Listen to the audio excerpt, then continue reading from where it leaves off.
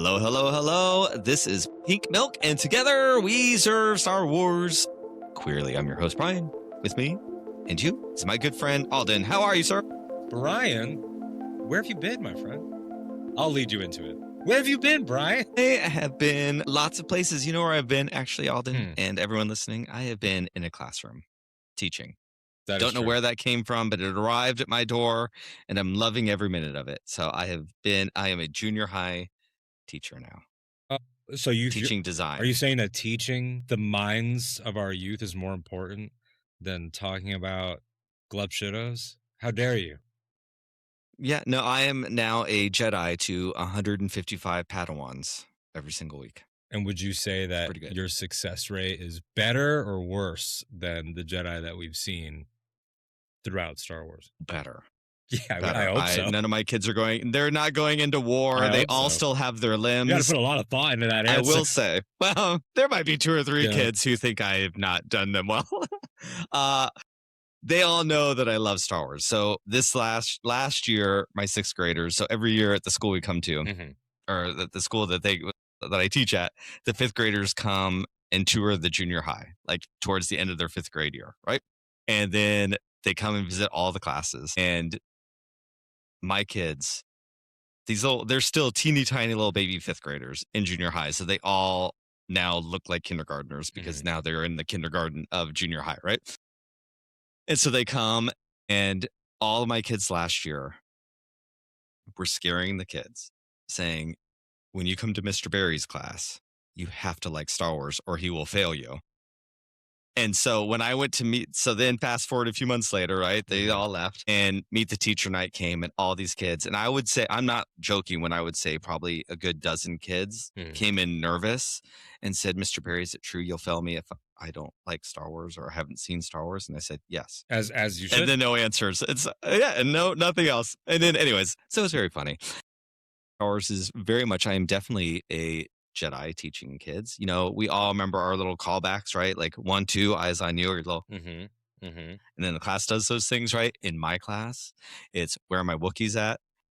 And all the kids have to sound like Chewbacca, and then so they get to be loud for a second, and then it's really quiet. But that's cute. Every time it's great. It's great. They made me a little picture that had a little drawing of me, and that says where are my Wookiees at? That's what we do. That is adorable, creative. I love it. I remember my 12th grade AP English teacher, Miss Phelps. She had one of her catchphrases was "Metaphors be with you," which I always thought was adorable. Oh my God, that's so good. But yeah, I like that stuff. Yeah. Those poor kids, they all realize how cool I was in junior high and high school, and the amount of Star Wars that I bring into my class on a regular basis doesn't have anything to do with what I teach, but junior high scholars and students need lots of life lessons, and Star Wars gives nothing but great life lessons. Which we're going to talk about here in a minute. Although you probably could, this is a conversation for another time, but you probably could make a solid unit for what you do teach that used this stuff. You'd probably have to pick specific examples because movie art direction is like a little bit different, but like there is like definitely something to like the posters, the way it's been presented. Like you probably could make it actually work if you wanted to. We do. Yeah. Oh, you do? Oh, we good. Do. Cool. This week they were designing infographics to talk about AI in media arts and the pros and cons. And then they all talked about their own ethics. We do. Actually, we make a lot of posters. At the beginning of the year, we do. So I teach design. So it's all about right. And also like how lucky am I that a junior high school like literally teaches a design course about product design and how it can help people. It's amazing. But one of the first lesson we do is the kids do self-portraits using unconventional materials. So they're not allowed to use pencils. They're not allowed. I said, I can see all of you when you walk in. So I don't want a drawing of what you look like. I want to get to know who you are, because as we're going to learn this year as a designer, it's all about your unique perspectives. And I'm going to challenge you to try to tell me who you are without any pictures. It's the greatest thing. And some kids thrive, some kids really struggle. But then we go back to it all the time to talk about how design is unique to every single person, and it's all important, and you have to know and be confident in who you are to be able to design something different. And I use Star Wars all the time in those kinds of things of like how you guys don't understand how new and crazy and bold it was when it first started. But one person in the world, Mr. George Lucas, who thought unlike anybody else, literally changed the world because he was confident enough to do something crazy and bonkers. That's fantastic. It makes me happy whenever so much fun. Whenever they can put it like in those terms, like, because I think sometimes kids get, I think maybe wrongly, because obviously kids have inherent light, and that's also true of Star Wars. And like kids are, we always like ascribe onto them like the lack of cynicism. Like we're always like, oh, kids, like they haven't had, life hasn't beaten it out of them yet, so they're good. And it's like, no, like these kids now, they do see a lot of dark all the time, and it's like this is a very aware and bummed out and sometimes even flat out depressed generation. And I think it's cool that any teacher, and I'm glad to know many of them, yourself included, that are my friends, make classrooms where they talk about, because I think this is something I touched on a different podcast a few weeks ago, and we're getting like heady off the bat, but there's something that I love it. That's why you're my first guest. Oh, well, thanks. And I did miss you a lot, and we all did. I'll say it. I know the audience is going to say it, but I will say it, that we missed you a bunch. Thank you. This is actually a relevant Star Wars thought too. So we're jumping right in with me saying this. One of the things that I love about Din and Grogu, but Din Grogu and Din separately and together, is that Din, like a lot of heroes, finds, what we share. And I think that's a very easy thing to teach kids. Like that's a good thing to teach kids. That's sort of level one. Like it doesn't matter what you look like, what size you are, where you come from, any of those things. There's so much that we are all the same. What I love about Din and the Mandalorian is that it also celebrates the fact that no, we're not the same. Like we're not. Din doesn't say to Toro in season 1, oh, respect the Tuskens, they're just like you. He says, no, they're not like you, and that's why you should respect them. Like they don't speak like us. He tells Bo-Katan, that's not how the Ugnaughts do business. You need to do it like this. Like he emphasizes that differences are beautiful and are worthy of respect, and he teaches that to Grogu. Like when he parks Grogu with Frog Lady, Grogu has to sit in someone else's house when Dad's not there and see the way that people are. And so when you're saying that you start your kids off with that project of show me who you are differently from the visual that we already have, we can already see like that you're black, you're white, you're not, you're this, you're that, like that's very basic. Let's move past that. Let's try to dig a little bit of like, you probably look at the stack of those that you get and you could tell where the kid is at emotionally, where that kid is at. 100%. Like as a teacher, it is the most beneficial because I get to know, because of the nature of what I teach and how I teach. Yeah. I am very, very fortunate, and I think I get to know my kids in a very different way. As a junior high teacher, as a parent to almost 2 junior high students, and raising a kid through junior high, academics are super important. It's really, really important. But junior high, in my opinion, it might even be more important to figure out who we are socially and how to interact with people in a different sort of way, so that by the time we get to high school and into college, we've learned how to interact with people, because these kids don't know how to do it yet because they haven't needed to in the same way. But I love that what you said about Din 100%, because as a queer person who is different, and gosh, we're going to get deep and I'm going to get like tick people off right away. Welcome back to Pink Milk, everybody. With vintage pink milk, straight from the vault. Like I love, as a queer person, I love the sentiment behind like, oh, love is love. It doesn't matter. Love the sentiment, but it's a crock of garbage because it is not the same.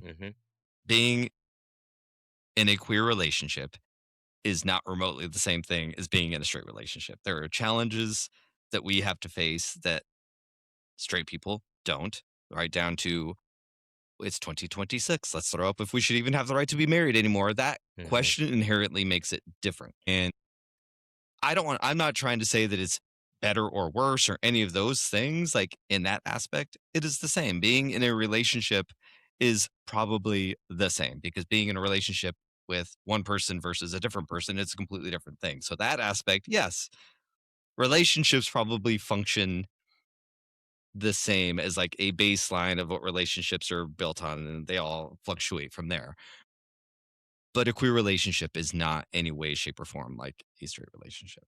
Like ever, ever. It never will be. I don't think it ever will be, because I'm sure the baseline will always be men and women. And I get that. I'm also not going to over here and pretend like we should strike that out. I'm not in the camp of everything should be the same. We're different, and that is okay that it is different, which is probably why I teach that, because I think we are like, I remember in college, I had a professor, and this is like more commonplace now, but I'm old and college was 20 something years ago. And I studied anthropology. And so lots of cultural things. But back then, the melting pot was like the go-to verb of how we should all just be a big melting pot. And we're like, no, we need to be a salad bowl, because all of these unique things are what makes things great. And if you blend it all together, it all becomes very, very bland. And if you have a salad bowl or whatever, you get to enjoy all of those things together, but also enjoy each unique flavor. And that's what I think Din Djarin does. And that's what contradictory I try to, I think, instill in my kids, because I very much believe that. No, we are different. Our own experiences are going to make things different. And that's what we should be celebrating. And that was one of the things, and to talk a little bit about why I came back, that I really missed about podcasting and about this show in particular, because we are a queer podcast. You are not queer, obviously. Lots of people that listened were not queer. But like, I throwing that out there. Think this is Pink Milk's version of DEI, is having the occasional Alden-esque guest on. I'm the inclusion. Yes, you are my DEI hire. Take that, Republicans. See, straight people in this house are they the cannot ones who shouldn't be here, defund Pink Milk. But yeah, like I am very proud of, I feel like the community that we built, that hopefully is either still there. Hello, miss you. Will come back, and the new people that will come back. I feel like collectively the people that were all here, I think, really enjoyed listening to different perspectives. It was great. It is my favorite thing, that it was celebratory to not be a sea of the same. I understand that we are perceived as like a positive Star Wars podcast, but that did not mean that we talked about everything lovingly. And I certainly had my own strong opinions about things, but like, I think there was somehow like, this podcast is all about being honest, and in that honesty made it a safe spot for everybody to be in, if that makes sense. It does. And I think there was a time where this like cottage industry of podcasts and this whole enterprise of like fandom as a public facing thing, it became very easy to create a binary of because there does exist a separate cottage industry of negativity that is codified and is provable and like demonstrably true, and you could follow the money on. Like, it became easy to create the false notion that there is a unified positive force in the same way that is all positive. And it's like, well, that's not really, it's not a matter of that. It's not in the same way that in Star Wars, it's not a matter of like literal light versus literal darkness in the way that we never falter. It, a lot of shows got painted with that broad brush of like, well, that's a positive show. They like everything, like almost like a pat on the head. And it's like, it's not that we like everything. It's that we operate in good faith and they don't. It's not positive and negative. 100%. It's good faith and bad faith. That's what it is. If I dislike something, and there will be negatives discussed today based on the very loose plan that we are already trampling all over, but the idea of like not having a favorite is part of the fun. And there used to be a time when that was fun. It used to be fun to roast your friend for liking, like what's something that like I'm very on the record of making fun of General Grievous, right? I think General Grievous is goofy as hell. Yeah, exactly. And it should be so fun to fight about General Grievous. And I think for a while there was a very late 2010s like hall monitory. Let's not step on anyone. Let's not everything because we don't want to be like them. And I think now we're in a looser internet time. You know, like we miss each other and we want to kick back. We want to kick back. Yep. You know, that was something over the years. Like before we started recording, I was talking about like a few years ago, I just disappeared from social media. It was hard. I was pretty open and honest back then. It's too that I was very naive to how the internet worked. I was not much of a social media user back then. And I joined because I had a podcast now and then learned all the other wonderful things after that, right? And I didn't know how the internet worked. I still don't. I know now I don't always follow the same rules because I'm a follower of George Lucas and screw the rules.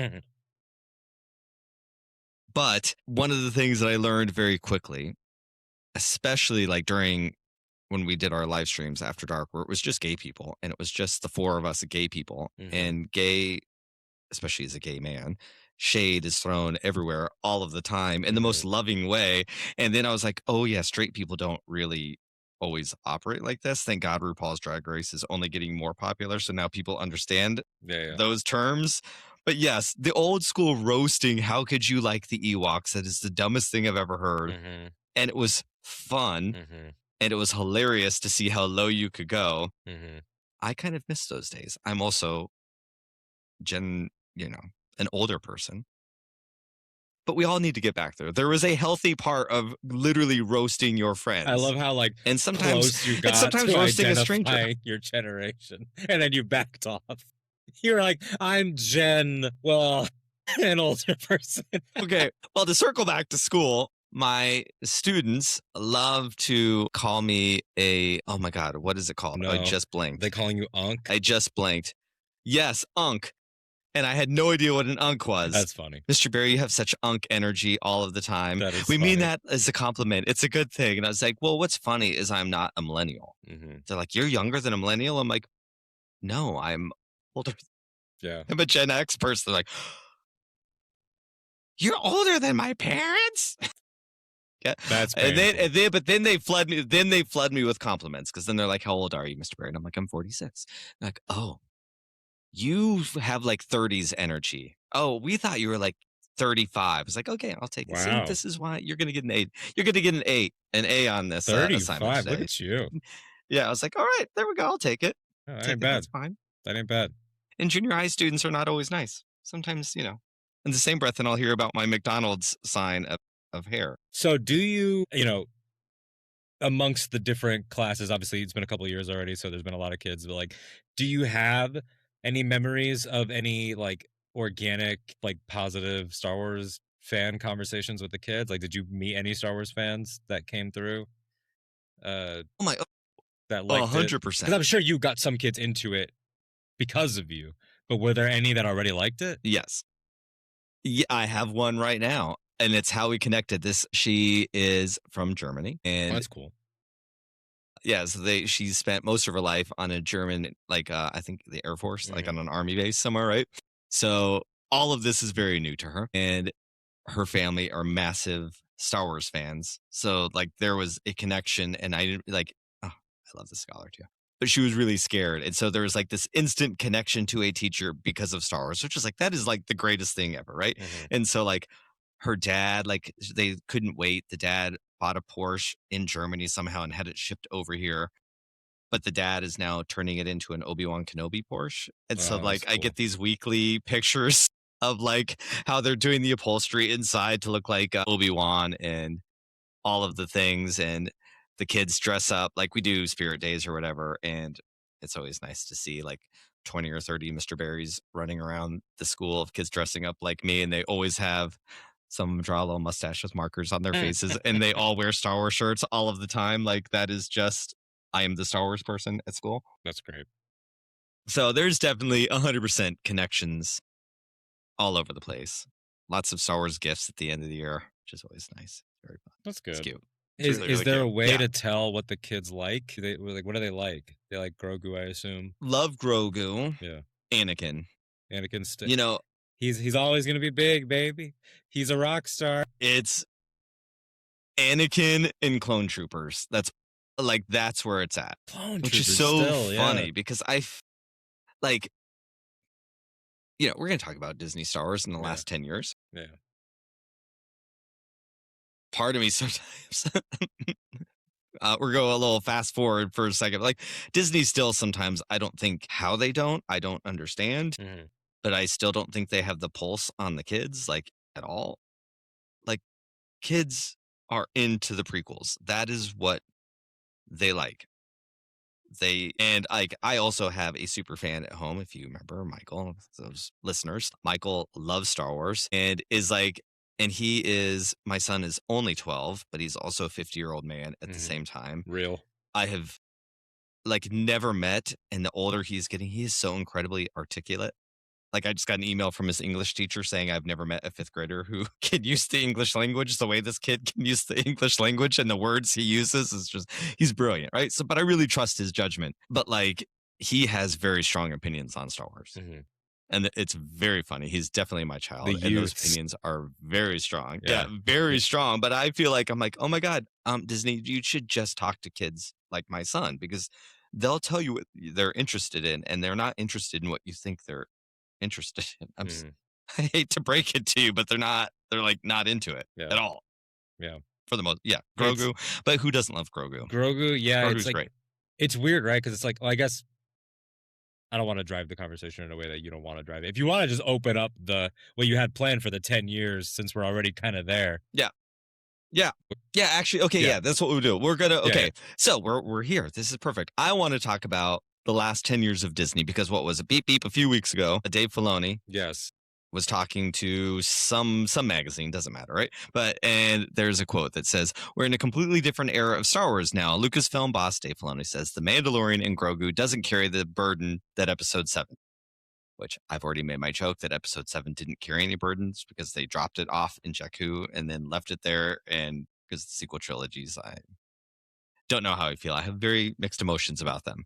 But I'm curious what your take is on, one, what a new era is. So today we're going to talk about the last 10 years of Disney Star Wars. Yes. And what if we, because we are podcasters and YouTube people and content creators, and so now in the year 2026, if I make content, I know more than everyone at Lucasfilm does, and my opinion should dictate what all of Star Wars is, because I have some listeners. So that's the energy we're going to serve today. We are YouTubers who have pulse. Some notes. Where's my check? So exactly. And I would like my box shipped to me, please, Lucasfilm, with my goodies in it, so I can open it up. So I need to open it up for my YouTube shorts. Got any more of them? Oh, look, the shade's already starting. Got any more of them Acolyte bowls lying around so I can eat some ramen noodles out of it? You won't be needing them, unfortunately. No, because you know what? The people that made Acolyte were too stupid. They didn't even know what a bowl was, so they meant to ship bowls, but because they were so inept, they actually sent plates. And so it was hard to serve anything that was supposed to be in a bowl on a plate, because they didn't even know how to write Star Wars. They didn't know how to do anything, and they didn't even know what a bowl was versus a plate. That's how dumb those people were that ran the Acolyte. Wow. That is not my take. That is. It's not really mine either. No, but Alden, it is. We're YouTubers and podcasters right now. But this is what I mean. Is that it was terrible? Is that's going to get clipped out, and people are going to think that you're serious? And I've been on the internet long enough to know how that's going to go. So I'm putting this on the record. No, yeah, I mean, you know what? It's yeah, I have been too, and I have had those clips made of me sent out there, and it was interesting. Oh, I don't know anything about saying things online and then them being twist. Never happened to me. It's never squeak a clean record. It's interesting to think. So your first question was, what do I think that means, right? Like, what do I think the new era means? I think, and part of this is just having grown up with Dave, in as much as because like we all grew up with George, but a lot of us it's at that point now where Clone Wars was like, they were making Clone Wars 20 years ago. It came out 18 years ago. And so an entire adult has grown in the time that we've had Dave present in this. And a lot of us have known him since like the DVD bonus features and like all that stuff. And so it's like, he is a very much like George, a very, keep the cards close type of guy. He likes to leave it open for you. Like, he'll give you a lot of something, like World Between Worlds or something like that, but he's never, in all these years, and he probably never will, sit down and be like, here are my notes and how it works and what the blah, blah, blah, and the metaphysics. And like, thank God. and I'm glad. Yeah, exactly. I'm very glad for that.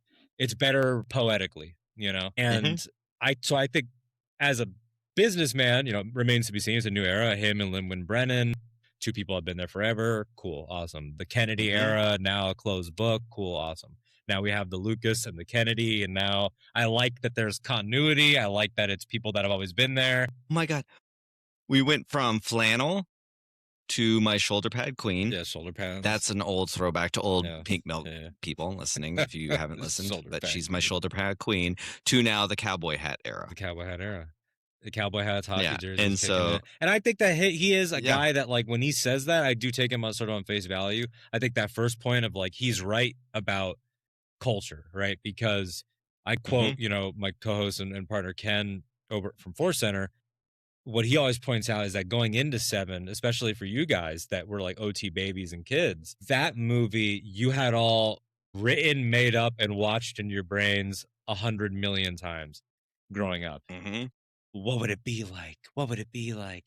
And I think people now, like, starting the movie, the new era of movies with characters that are, one, demonstrably factually your breakouts.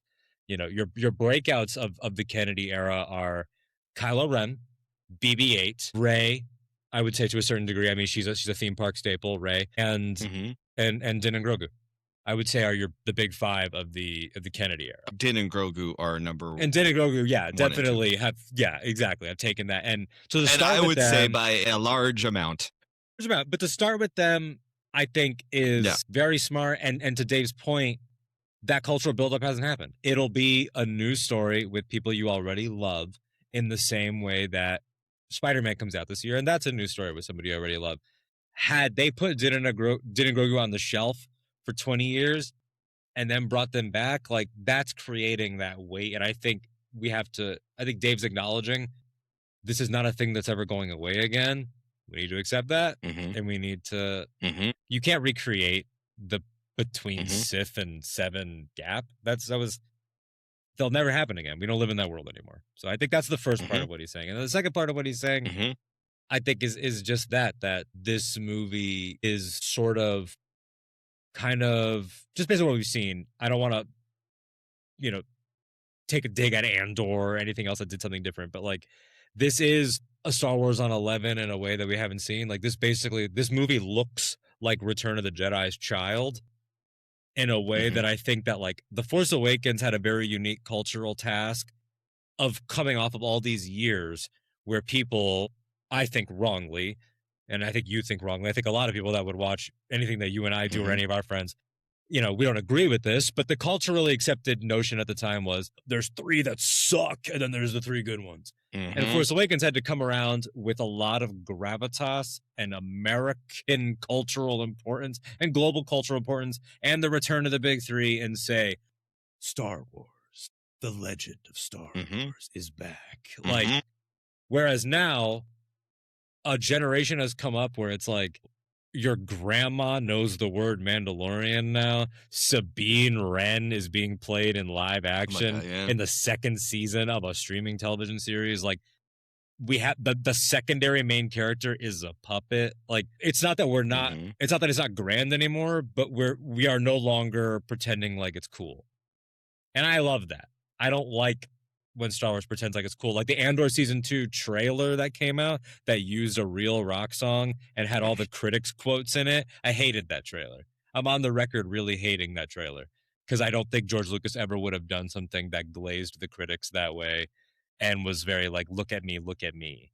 And I think that the Mandalorian and Grogu trailer is beautiful to me because it says, if you are not on board with this giant snake and these giant slugs and this little goblin baby and these 3 little Anzellans and Pedro and all this weirdness, we're telling you now, this is just a taste. It's not for you. Like, we are telling you now, this is a teaser. If you're not down with Martin Scorsese making food as a fucking monkey, then sorry. And I respect that. Yep. So that's my long rambling answer on what I think that means. No, I love it. I really love it. Oh my God. Yeah.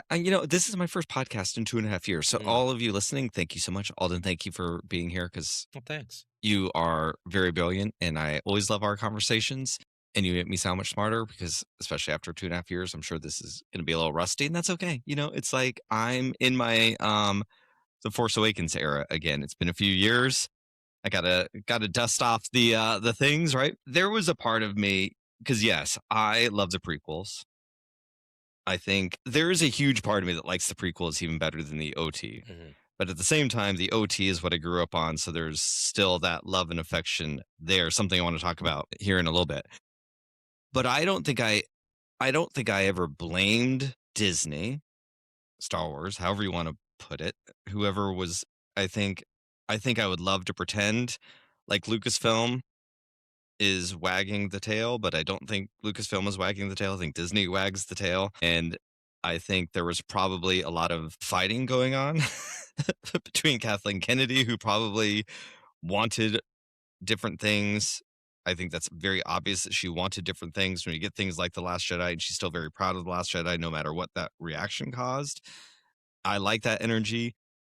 Probably rambling myself now. I am almost happy that Star Wars kind of bombed a couple of times because maybe Disney will loosen the leash a little bit. I think that hopefully the Yeah, go ahead. Yeah. Like, I'm hoping that like the Mandalorian and Grogu is really off the wall. Weird, but in a mass market friendly way, so it is still successful. But like Disney, because like Star Wars is a very unique thing and it is unlike anything else. And we cannot Disneyfy. I'm a YouTuber now. This is what I need to say. Things like this, but like we can't do that to this because it won't work because it's its own thing. I think so. When The Force Awakens came out, I don't think I knocked them for trying to avoid the prequels. I kind of get it because yes, at the time people hated the prequels, like they hated them, or they were told. That is different now. They were told. Or they were told to accepted that they were. Yeah. And also, they in fairness to Force Awakens 2, like I also think that like, it's not like it was unnatural. Like they were making a sequel to the Harrison Ford, Carrie Fisher, Mark Hamill movies that are movie classics as well as being nerd things. So it's like 100%. They were able to. They could not have started the new era on bringing Ewan McGregor back or something like that. They had to 100% build to that. And when we did get there, that felt very welcome home prequel kids, like that felt very celebratory 100% in that way. 100%. I think there was a part of me even back then, and that is one of the things that is not my favorite thing about the sequel trilogy. And it's one of my things that is not my favorite thing about the majority of what Star Wars has done, even the things that I really like. I miss George Lucas's middle finger at everybody. I miss that energy. I think Star Wars has its middle finger up at everybody in a really playful way. And and that's something I put on it, probably myself also, because I think Star Wars, being a massive, Star Wars raised me. I did not have the greatest childhood. I was neglected a lot. And I think Star Wars I genuinely credit a lot of who I am because of Star Wars, and I care about it on a very deep level because it really molded me, right? And then being a queer person is a radical thing. I think I learned how to be a queer person and be radical because of Star Wars. And I know that's probably such a big reach for a lot of people, but I can like pull these memories out, right? And draw those lines there. Absolutely. But Star Wars taught me how I could be funny, playful, approachable, and still have my middle finger up all at the same time. All of these things that shouldn't be able to be together can all actually be together. Like you can teach kids and young people. I don't like the word kids in Star Wars because Star Wars is not made for kids. Star Wars. Yes, I know George Lucas's quote. It's a family affair. It is a family affair and written by and for young people. And it should always be written for and by young people that can also still attract everybody else. IMO.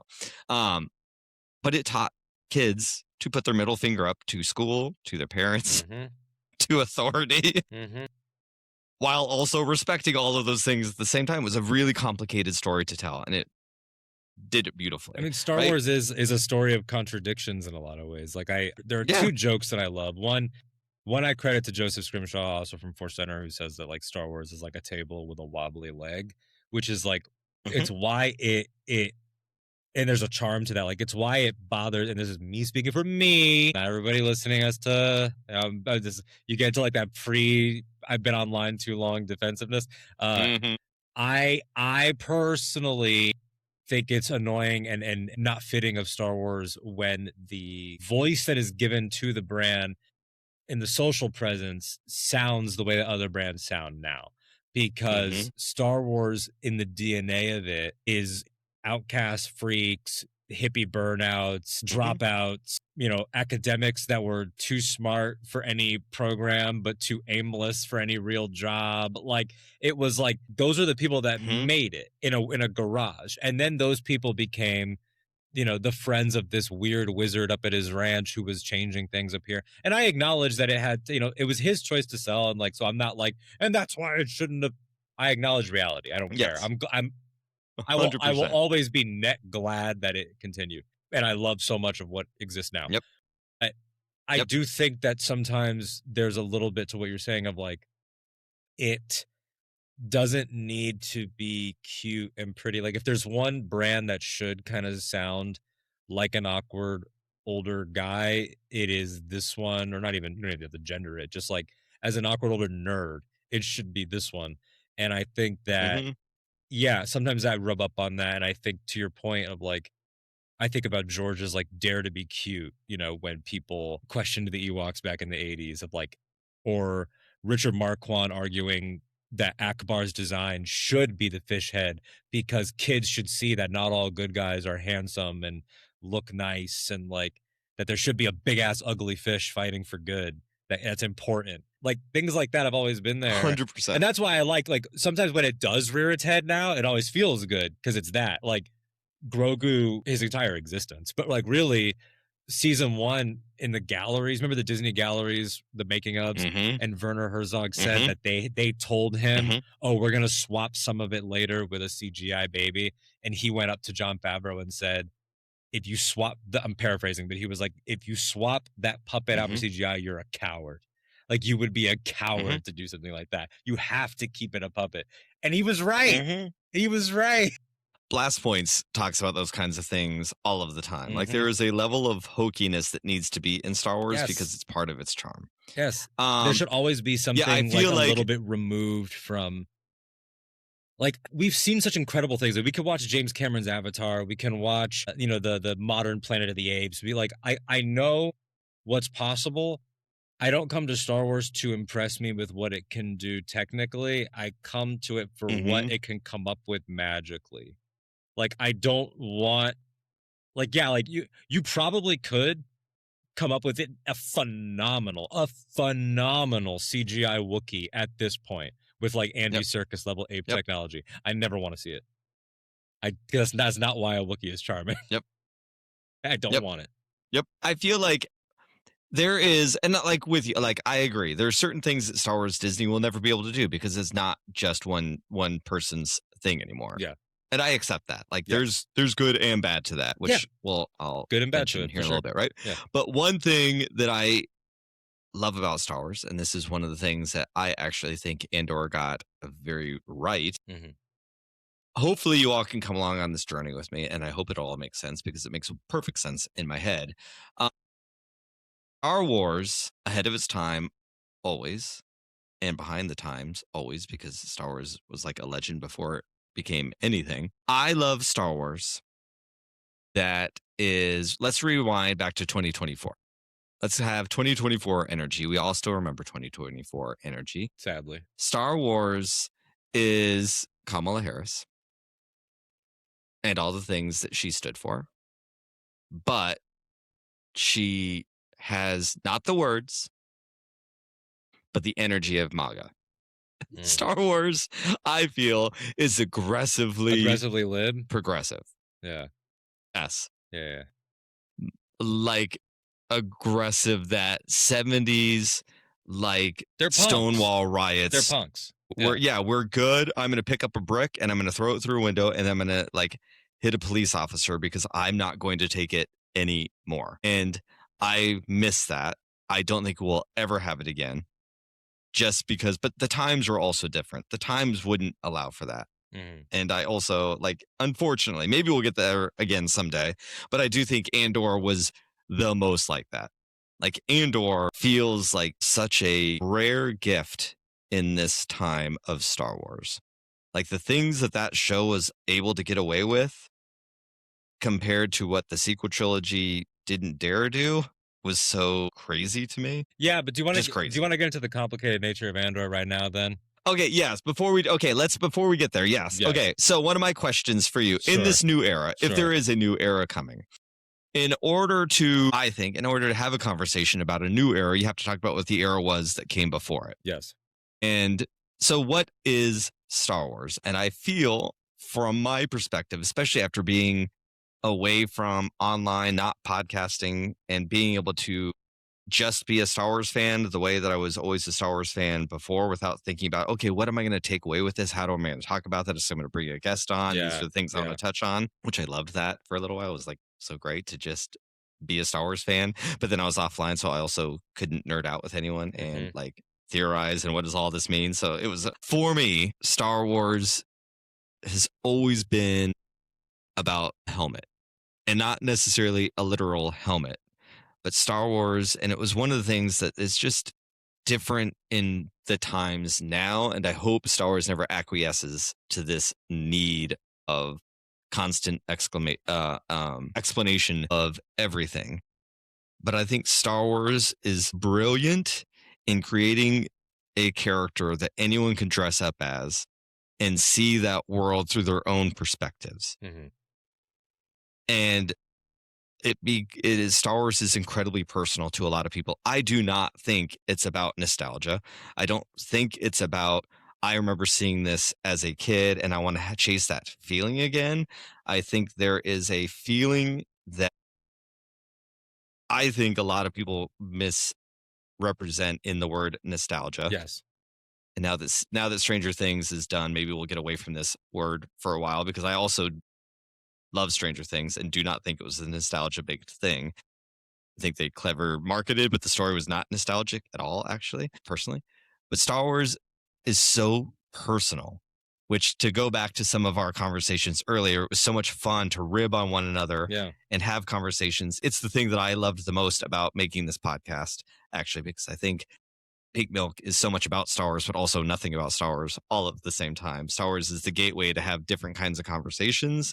And it's the kind of conversations that I remember used to have that don't happen anymore, because we're too hell-bent on connections and Marvel MCUing everything. And what does this mean? And not enjoying actually the process of not knowing, because who Rey Skywalker is to you might be very different to Rey Skywalker is to me. That being able to build that connection and being able to build a friendship because someone had a different experience than you is what made it so great. That's what made it a myth. That's what made it a legend. That's what made it timeless. And I don't want Star Wars to ever not be timeless, because, like, my son, who's a super fan, is 12 and can still love Luke Skywalker. I mean, he loves Anakin Skywalker. I mean, Anakin Skywalker is probably now bigger than Luke Skywalker, like in the collective fan base now, once you get to people outside of my age demographic. Yeah. Anakin is where it's at, because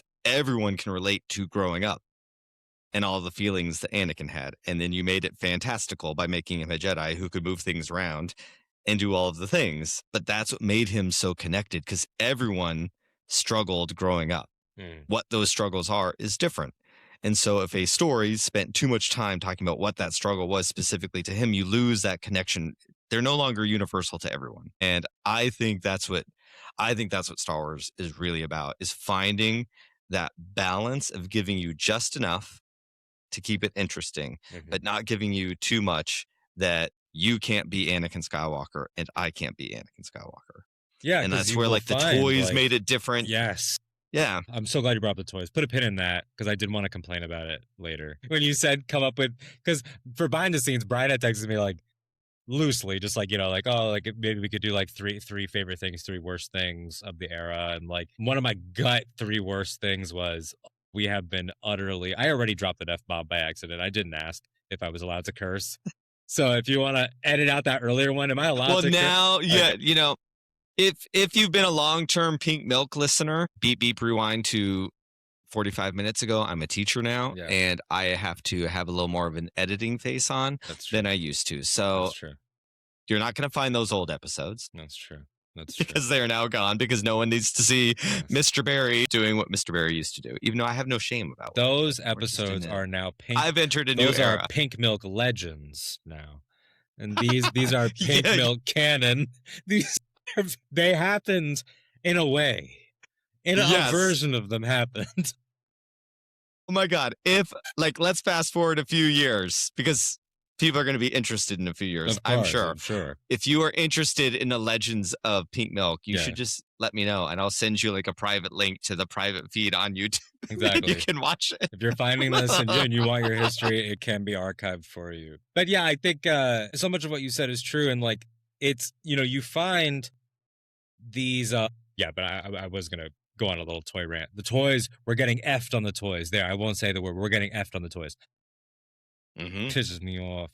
But the 30th anniversary line was a godsend. We had everybody. We had everyone. And now Hasbro, and I know it's not necessarily Disney's fault. It's not necessarily Lucasfilm's fault. But there's a lot of factors. The toy market sucks right now. Okay, yes. Yeah, there's a lot going on. So, as a dad, it is different. They need to stop They need to stop making toys for kids. Little kids don't play with toys the same way we used to. They just don't. They're little, and they need to go back to some of our like galactic heroes, right? That's what the little play school things. Those kids will play with toys. We're not going to get kids 7, 8, 9, 10. They don't play with toys anymore. But what they need to do is toys look different now. Look, we can all have our feelings about Fortnite, and Fortnite is dying as a dad, but like Roblox is now the new thing. Star Wars needs to start putting themselves in places like that, because that's how kids play with toys now. They are Roblox. Star Wars, you need to collab like a Roblox. Star Wars, you need to make games that are more that style of thing with, for Brian, kids. So much, because you're right. Business-wise, you're right. It's not for me. Yeah, it's not for me. You're right, business-wise. But what I struggle with is that I hate it, and this ties in with what we just said about like tone and culture of what it is. I hate that, how do I word this? I hate it when Star Wars has to be a follower. That's a good way to word it. Because Star Wars used to create conversations instead of following them. And what I mean by that is, but that was George. That was George, but a lot of that was George. And it is incumbent on the leadership, and who knows? Because it's not just a new dawn for Lucasfilm, it's a new dawn for Disney. It's an Igerless era, and the new guy comes in and kills the Sora deal, and who knows? Maybe he'll be better. Who knows?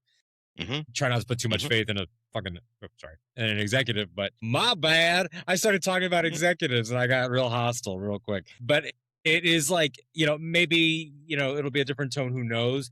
But yeah, like for the Star Wars of it all, that toys thing's a thing. But to your point earlier about characters, that's such a uniquely Star Wars thing, like you said, about anybody can love these people, because in a lot of fandoms or just a lot of like enjoying of art, if you love a thing, like, people who love, let's just say, Frankenstein, generally have an agreed upon like understanding of what it is, and they love it for very similar reasons. You will find people that love a Star Wars character and they love it very differently. Differently. Sometimes diametrically opposed. Like you will find people who, and you know this as a Rey lover, as am I, there are Rey fans that look at you and I and our interpretation of Rey like we're nuts. And I them. There are people who sometimes I look at their interpretation of Rey and I'm like, do you even love her? Like, what are you talking about? But they do. They do love her. It's not dishonest. Those are the old roasts that were so much fun to have. Yeah. Because you could go to your comic book store and you could have that roast with some random stranger, and it would get heated and you'd get mad. And then at the end of the day, you'd both hop in your car that had like Jedi license plate and you'd give each other a thumbs up because it was the greatest thing. Because you're like, oh my God, I found my people. There's something to it. And I do think that going forward, like it's fun that, like, my general hope before we get like specific about our favorites and all that stuff, is my general hope going forward, and I'm encouraged already with what's on the board. Right now, we're in a bountiful year. We're both working on, you got Pink Milk back now, I'm working on something. Now's a good time to be back because this is the most bountiful year in a while, since pre-COVID. We have a literal movie, a live-action series, an animated series, an anime series, because Ninth Jedi is being expanded into a full season. Into that, we have Zero Company on games. We have Galactic Racer in games. We have multiple books. We have one of those books, by the way, is Rey and Leia between 8 and 9 training and going to Tython and going to a Jedi temple. That comes out in July. That's going to be nuts. Like seeing Master Leia canonically for the first time. Like, this is a great year.